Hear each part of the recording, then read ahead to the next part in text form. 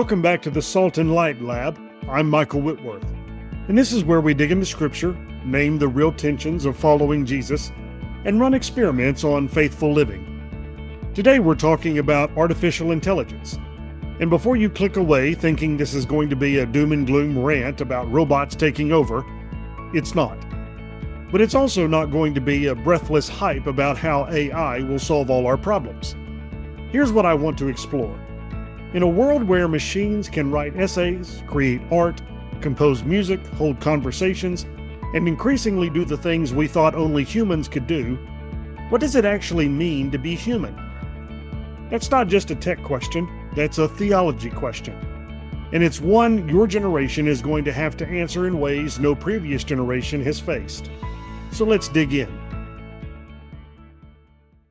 We're starting at the very beginning, Genesis chapter 1, verses 26 and 27. Then God said, "Let us make man in our image, after our likeness, and let them have dominion over the fish of the sea, and over the birds of the heavens, and over the livestock, and over all the earth, and over every creeping thing that creeps on the earth." So God created man in his own image. In the image of God he created him, male and female he created them. This is one of the most significant statements in the entire Bible. Humans are made in the image of God, the imago Dei.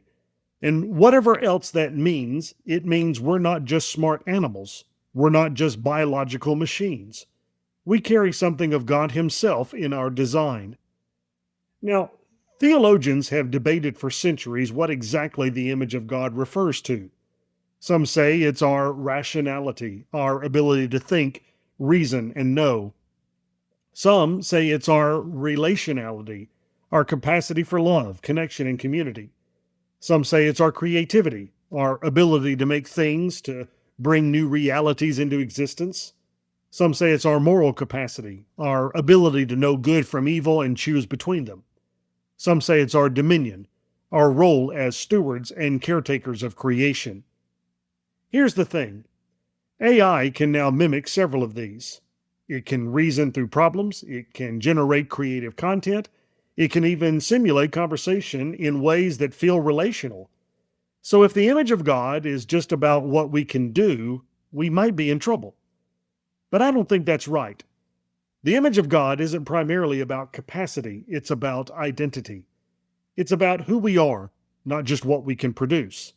We are creatures in relationship with our Creator, known, loved, called by name. We have souls, we have moral weight. We stand before God as responsible agents who will give an account for our lives. A machine can generate a poem, but a machine can't worship. A machine can simulate empathy, but a machine can't love.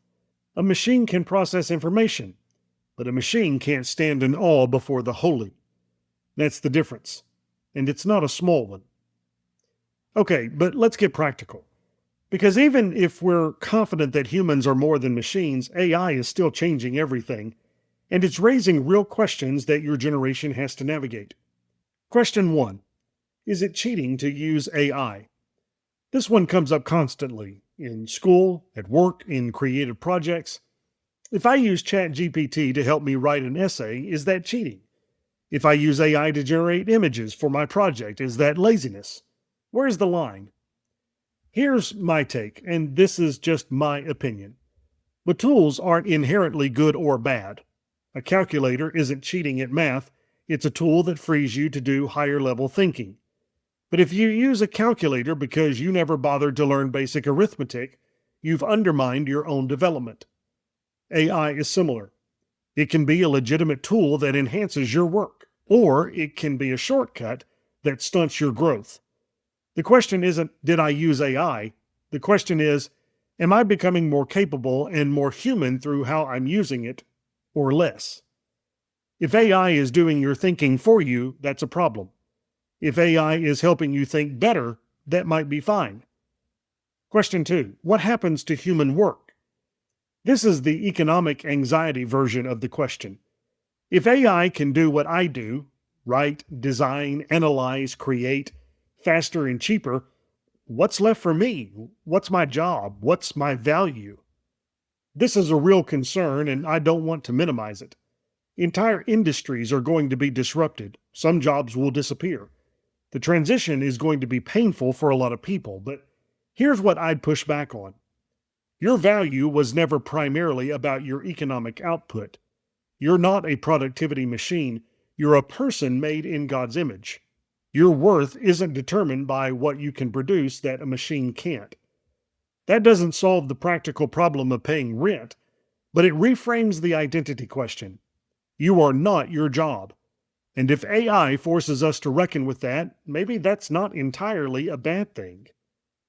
Question 3. What about relationships with AI? This one's weirder, but it's coming. People are already forming emotional attachments to AI chatbots. Loneliness is epidemic, and AI offers something that feels like connection without the risk of rejection. Here's the danger. AI relationships are asymmetrical. You can pour yourself out to AI, but AI isn't actually there. It's not a person. It doesn't love you. It's a very sophisticated mirror reflecting patterns back at you. And if we substitute that for real human relationships, messy, risky, costly, beautiful human relationships, we lose something essential. We were made for communion with God, with each other. AI can't give you that. And if it tricks you into thinking you don't need it, it's done you harm. All right, lab time. Experiment number 1, the dependence audit. For 1 week, track every time you use AI for writing, for answers, for creative work, for conversation. Don't stop using it, just notice. At the end of the week, ask yourself, am I using AI as a tool that enhances my own thinking? Or am I outsourcing my thinking entirely? Is AI making me more capable, or is it making me lazy? There's no universal right answer here, but the awareness matters. You can't steward something you're not paying attention to. Experiment number 2, the analog hour. Once a day this week, spend an hour doing something that AI can't do for you. Not can't do yet, I mean can't do it, period. Take a walk and notice the sky. Have a face-to-face conversation with someone you love. Pray. Sit in silence. Create something with your hands. Serve someone in your community. These are the incredibly human things. They can't be automated, they can't be optimized, and they're where the most important parts of life actually happen. If your life has margin for these things, you're probably okay. If it doesn't, AI isn't the problem, but it might be making the problem worse. Experiment number 3, the Turing Test in reverse. Here's a weird one. The Turing Test asks whether a machine can fool us into thinking it's human. This experiment flips it. Can you tell when you're being less than human?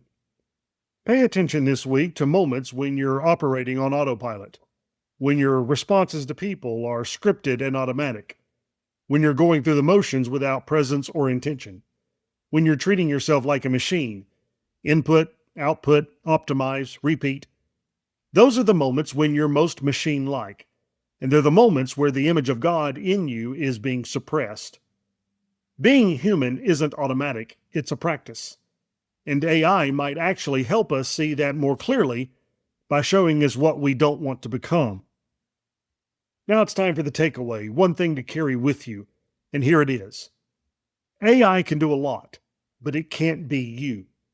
It can write words, but it can't mean them. It can simulate care, but it can't love. It can generate content, but it can't worship.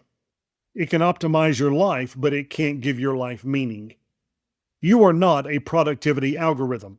You're a person made in the image of God, designed for relationship, creativity, moral responsibility, and communion with your Creator. No machine can take that from you, and no machine can do it for you. So use AI wisely.